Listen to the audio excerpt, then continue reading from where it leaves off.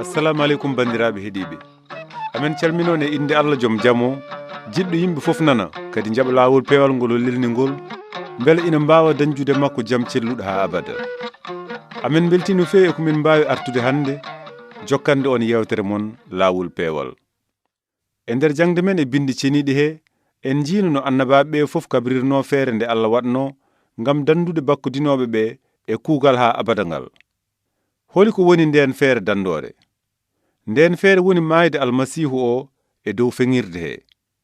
Annabaɓe ɓe fof ceetinomo e wonde alay sago almasihu pewɗo o maaya rufana ƴiƴam mum oñiɓe ɓe gadduno ɗumen kuugal bakkutuji mumen wayano jawdi cakkani ndi ala ella ni. Koye dow nden feere tan Allah wawata yaafade bakkutuji men tawa ha joni heddi koye peewal mum. Joni noon e jangɗele men ɗe mbaɗirɗen gaarowol gotol e bindi annabaɓe ɗi, en ɓadima daarol ɓurgol fayidinde, paytugol e maayde Yeesu almasihu e gurtugol mum. So Allah jaɓi, ɗo e jangɗele men garoje, ma en jokku e linjiila ha jiyanno Yeesu almasihu rokkiri wonki mum maayi ngam gaddade bakkutuji aduna. E jangɗele men ɓennuɗe, en jiino no ardiɓe yettinoɓe sadak ɓe joɓirno jamfotoɗo beele ina nawa ɗumen to Yeesu wonduno e almuɓe mum to. Hono noon en jiino no ɓe jaggirno Yeesu, ɓe tongi ɗum, ɓe nawi ɗum. Ɗum ina hawni. Holi ko waɗi Yeesu mo ganduɗa ko kewɗo bawɗe Allah ina jaɓa añɓe mum ina jagga ɗum? O jaɓiri jaggede ko ha o timmina kabaru annabaɓe o, manam almasihu o ma lepte ware wurto ñande ñalawma tataɓijo o, beele kala gonɗinɗomo Allah yaafo ɗum bakkutuji mum. No annabaɓe ɓe bindirno ɗum ni, almasihu o wayi kono dammuhol ɗowanogol ngam hirsoyede ni. Joni noon jokken e linjil ha jiyen ko kewno e on jamma caggal nde ardiɓe Yahuda en ɓe jaggi Yeesu. Bindi ɗi mbi, ɓe nawi Yeesu to hooreji yettinoɓe sadak o, tawi ardiɓe yettinoɓe sadak ɓe e hohoɓe ɓe e sariyankoɓe ɓe fof ina ndenti. Pierre rewi e makko to woɗɗi, naati e nder dingiral galle hooreji yettinoɓe sadak he. O joɗodi ɗon e gardeji ɗi ombo ito.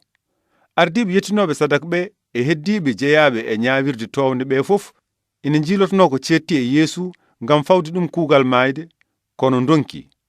E nder ɗum yimɓe hewɓe ina cettotono e makko fenande, kono aɓe luurodirno e koye mabɓe. Woodi ummiɓe cetti e makko ndeɗo fenande. Min nani omo wiya, mami firtu ndu suudu Allah ndu yimɓe mahi, mi darno wondu ndu yimɓe mahani e nder balɗe 3. Kono hay e nden toɓɓere aɓe luurodirno hen. E nder ɗum hooreji yettinoɓe sadak o dari e hakkunde yimɓe fof, namnimo wi, beele ala ko jaabiɗa? Mate annanani ko ɓe yimɓe cettoto e maako? O deƴƴi, o jaabaki hay hunde. Hooreji yettinoɓe sadak o namnimo kadi wi, mate wona ko an woni almasihu, ɓimbo jettoɗe godani o? O jaabi o wi, eyi komi ɗum. Te ma on jiɓi neɗɗo ina jooɗi ñaamo joom bawɗe o, jiyon ɗum kadi ina arda e duule weeyo. E nder ɗum hooreji yettinoɓe sadak o seeki comci mum wi, en cohlani hankadi seedeji, on naniri noppi mon yennore nde. Holi ko ganduɗon hen? Yimɓe fof paymo kuugal maayde. Hunde mabɓe fuɗɗi sirƴude makko, ɓe mbuumi yeeso makko, ɓe ngoni e gomsadembo, aɓe mbiya yo longin holi piiɗomo. Gardeji ɗi jaggimo, ngoni e fiidemo kelle e hakkillaji. Ɗo Pierre woni less e nder dingiral galle heɗo, goto e rewɓe sarwoɓe hooreji yettinoɓe sadak ɓe yetti. On yi Pierre ina ito, ndaari ɗum wi, anne kay gondunoɗa koye Yeesu Nazaretnajo o. Kono Pierre yeddi wi, mi anda te mi famani ko jiɗɗa wiide ko. Caggal ɗum Pierre ummi fayi damal galle, tan ngori joggi. Carwowo debbo o yimo woni e wiide wonnoɓe ɗon ɓe, o gorko koye mabɓe jeeya. Pierre yeddi gongol. Saha dabbo caggal mum wonnoɓe ɗon ɓe mbi Pierre kadi, koye mabɓe tigi jeeyaɗa, sabu an e hoorema ka Galilenajo. E nder ɗum Pierre woni e wonde ina huɗo ina wiya, mi anda on gorko mo kaalaton. ɗon tan ngori joggi ɗimmol tan Pierre siftori ko Yeesu wino ɗum ko. Ngori joggata laabi 2 tawa yeddani laabi 3 aɗa andimi.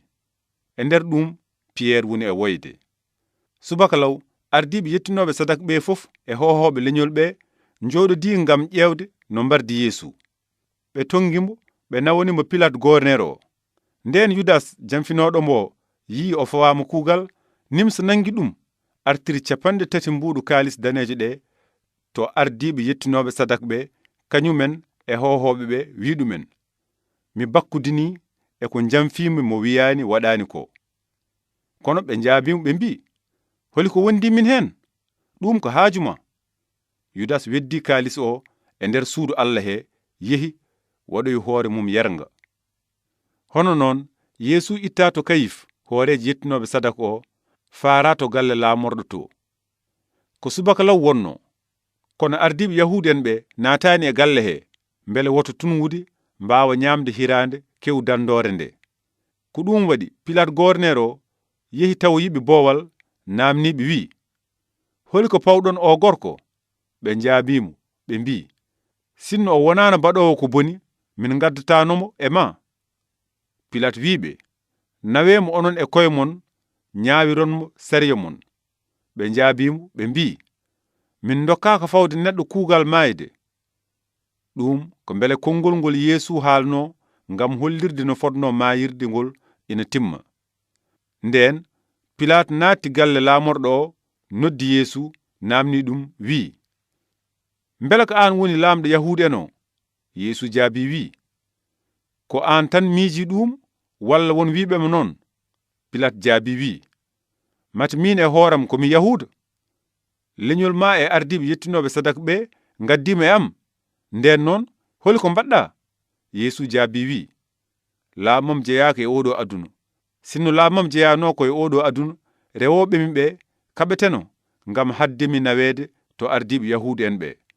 Kono noon laamu am jeyaaka e oɗo aduna. E nder ɗum Pilate wimo: mbele nden ka laamɗo?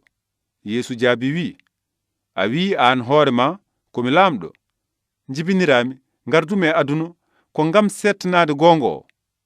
Kala jeyaɗo e gonga o heɗoto haalam. Pilate namnimo wi: holi ko woni gonga? Caggal nde Pilate haali ɗum, yalti kadi fayda Yahudu en ɓe wi ɗumen: min mi yiyani e makko hay dalilu kuugal goto.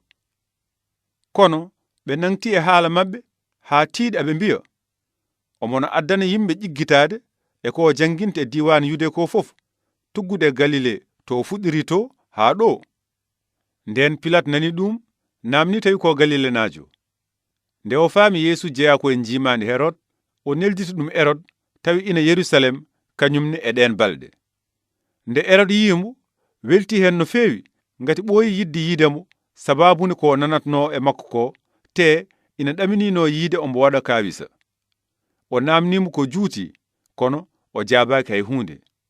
Ardiɓe yettinoɓe sadak ɓe e sariyankoɓe ɓe ina tawano, te ina takkatnomo no doole mumen ponno. Herod e soldateɓe mum ngoni e hoynudemo, ina toñamo. O ɓornimo comci nilkoji, o neltirimo Pilate. Ñande hen Pilate e Herod kañumen fof e añodirnode gonti sehilaɓe. Pilate noddi ardiɓe yettinoɓe sadak ɓe, mawɓe ɓe e yimɓe ɓe fof wi ɗumen: gaddandirɗon mi oɗo gorko ko ina homta yimɓe ɓe. On jii mi namnimomo e yeeso mon, te ko takkuɗonmo ko fof ala hen ko tawmi e makko. Herod ne kay ko noon, ngati o neltiri en mo. Hono noon oɗo gorko waɗani hay hunde ko ina wara ɗum. Wadde mami woppitmo caggal nde nemomi. Kew dandore fof alay sago o woppitnaɓe cokaɗo goto. Kamɓe fof ɓe ɓamdi, ɓe ngoni e wullude aɓe mbiya: yo maay, ɗaccitana min Barabas. Barabas noon weddirano e kaso ko sababunde ƴiggitare waɗnode e saare he e sababunde wara hoore. Pilate ƴetti kadi konngol e dow anniya ɗaccidde Yeesu, kono ɓe ngoni e wullude aɓe mbiya: fengmo, fengmo. O wiɓe tataɓol: holi ko waɗi ko boni? Mi yiyani e makko hay dalilu goto poɗɗo wardemo. Wadde mami woppitmo caggal nde nehmomi.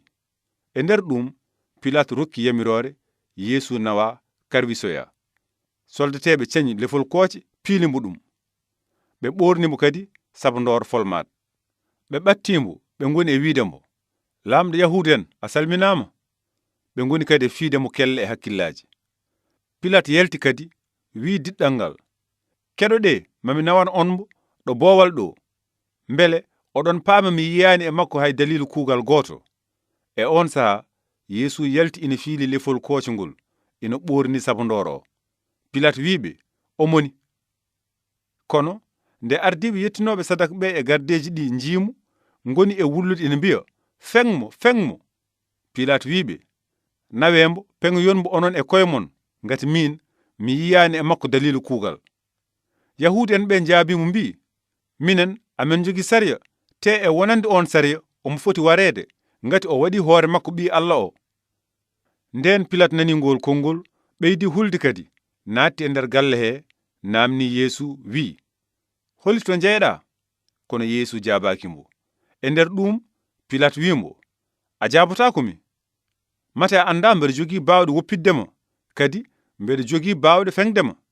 Yeesu jaabimo wi, a ala hay baawɗe goote e duwam, so wonaa ɗe Allah jippini e ma ɗe. Ko ɗum waɗi gadduɗomi e ma o ɓurma mawnude bakkat. Gila nden Pilat woni e yiilaade no woppitirimo. Kono Yahuda en ɓe ngoni e wullude ina mbiya, sa woppiti o gorko a wona sehil César, sabu kala biyowo hoore mum laamɗo ko lulndiɗo César. Nden Pilat yi ala ko waawi hen, tawi kadi dilli ɗe ina ɓeydo heewde doole, ƴetti ndiyam sooɗi e yeeso yimɓe ɓe wi ɗumen, mi soodi juuɗam e ƴiƴam o gorko, ko haaju mon. Kamɓe fof ɓe njaabi ɓe mbi, yo ƴiƴam makko fawmin, minen e ɓesngu amen. Pilat yiɗi weltinde yimɓe ɓe, wuppitani ɗumen Barabas. Caggal ɗum o yamiri yo Yeesu karwisi, o tottir ɗum yo feŋoye. Hono noon ɗen geɗe fof mbaɗiri kono annabi Esayi longinirno ɗum ni. O windino ko fayti e almasihu o, duuɓi 700 ko addi garal mum, o wi, o leptama, o lesɗinama, kono o muɓɓitani hunuko. O wayi kono dammuwol ɗowanongol ngam hirsoyeede ni, no mbaalu mumɗungu e yeeso tongoɓe ɗum ni, kono o muɓɓitani hunuko. Ɗum noon bandiraɓe, en jino ardiɓe Yahuda en ɓe timminiri kabaru annabaɓe o, nde ɓe lepti ɓe tampini almasihu pewɗo ceniɗo o haa pawi ɗum kuugal mayde. Ɓe mbawano wondude e annore gonga nde.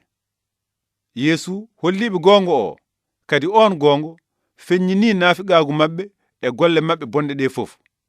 Ko Yeesu e hoore mum woni gonga o. Annore nde ari e nder aduna he, kono yimɓe ɓe ɓuri yidde ko niɓɓere, sabu golle mumen ko bonɗe.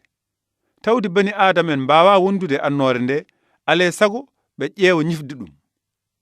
Ko ɗum bindi ɗi kaali nde ɗi mbi, annore ari e nder aduna he, kono yimɓe ɓe ɓuri yidde ko niɓɓere, sabu golle maɓɓe ko bonɗe. Kala baɗowo ko boni yiɗa annore. Hay gooto e ardiɓe aduna ɓe anda hakkilantagal Allah, ngati sinno aɓe ganduno ngal, ɓe peŋatano jomiraɗo joom darjo o. Yerusalem naaɓe ardiɓe mumen e dow ko keptinanimo, te paamani konnguli annabaɓe ɗi ko, timmini ɗin konnguli nde pawimo kuugal nde. Kadi hay sinno ɓe dañana dalilu ombo foti wareede, ɓe ñaaguima Pilat yo waɗ feere o ware. Bandiraɓe, on jarama e keɗgol mon. E jangde men arore so Allah jaɓi, ma en jino bakkudinoɓe ɓe timminirno ko annabi Dawuda winduno e Jabura ko fayti e almasihu o, nde o wi, ɓe juli juuɗam e koyɗam.